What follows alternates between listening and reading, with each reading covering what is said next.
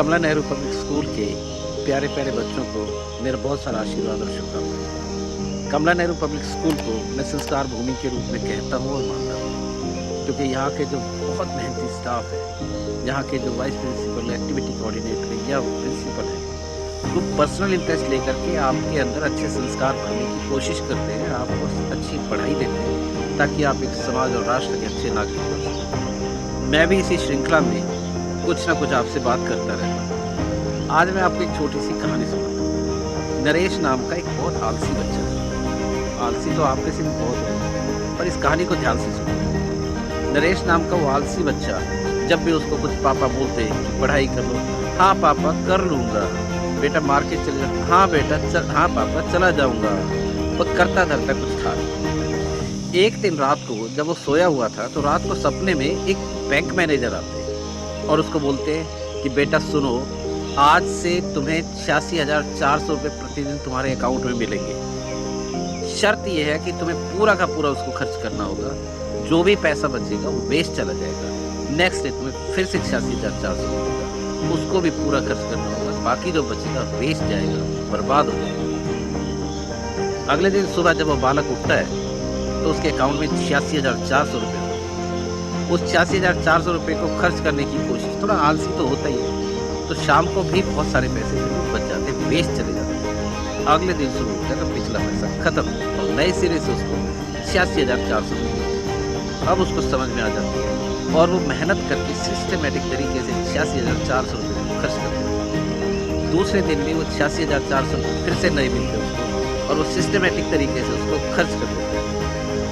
Bank manager उसके सपने में आते हैं और पूछते हैं, बेटा बताओ कैसा चल रहा है। बच्चा बड़ा खुश होकर के बोलता है कि देखिए मैनेजर साहब, मैंने आपकी 86,400 रुपये पूरे सिस्टमेटिक से पूरे के पूरे यूटिलाइज कर लिए, खर्च कर लिए, सदुपयोग।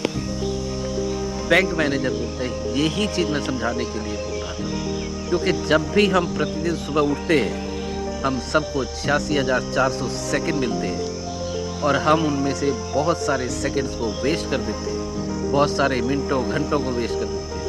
इस प्रकार अगर टोटल लगाएं तो हम अपने जीवन का बहुत सारा कीमती समय वेस्ट कर देते हैं। इसीलिए कहा गया है दीर्घ सूत्रीय विंशयति यानी प्रोक्रेस्टिनेटर पेरिशेस, यानी आलसी व्यक्ति का नाश हो जाता है। हम लोगों को वेस्ट नहीं करना चाहिए।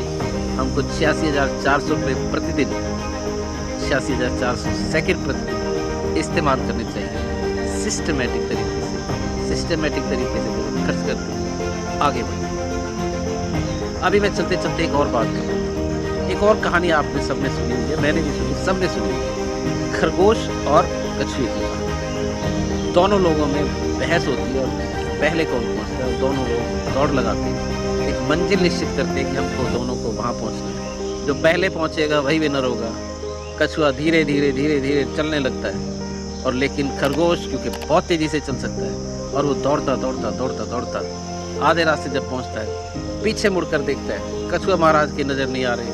अरे उसको तो आने में बहुत समय लगेगा और मेरे पास बहुत समय है, और वो सो जाता है। सोने का नतीजा ये हुआ कि कछुआ धीरे धीरे चलता हुआ अपनी मंजिल पर पहुँच गया। लोगों ने इस कहानी का जो मॉरल बनाया, जो शिक्षा बनाई, वो बनाया slow and steady wins the race. लेकिन अगर आप इसका दूसरा सिक्का देखें तो अगर खरगोश आलसी ना होता तो स्लो एंड स्टडी कहीं भी नहीं विंस द रेस होता और वो खरगोश जीत जाता अगर वो आलस से ना करता। अगर आप खरगोश जैसी चाल भी चलते हैं तो भी खरगोश जैसी गलती मत करिए। दीर्घ सूत्री विंशति, हमेशा ध्यान रखिए कि आलसी व्यक्ति नष्ट हो जाता है, समाप्त हो जाता है। प्रोक्रेस्टिनेटर पेरिशेस। चुस्त रहिए, दुरुस्त रहिए, प्रतिदिन अपने समय का इस्तेमाल करिए, पढ़िए, आगे बढ़िए। ऐसी शुभकामनाएं। बहुत धन्यवाद आपका।